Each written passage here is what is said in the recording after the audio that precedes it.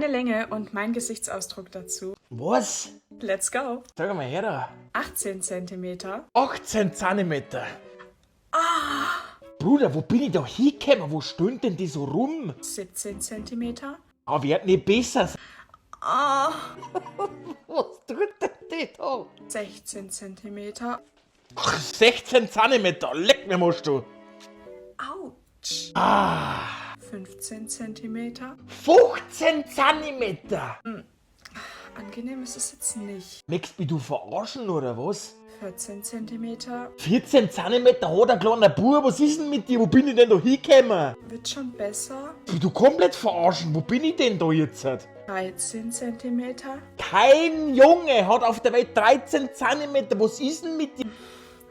Wo bin ich denn da jetzt? Wir kommen der Sache näher. Stellt sich denn dir das vor? Möchtest du 5 Zentimeter in der Kachelei pressen oder was? 12 cm.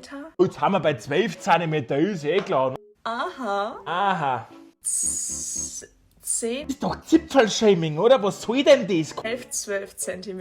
Wo haben wir denn da hingekommen? Was ist denn das schon wieder für Zeug? Aha. Aha!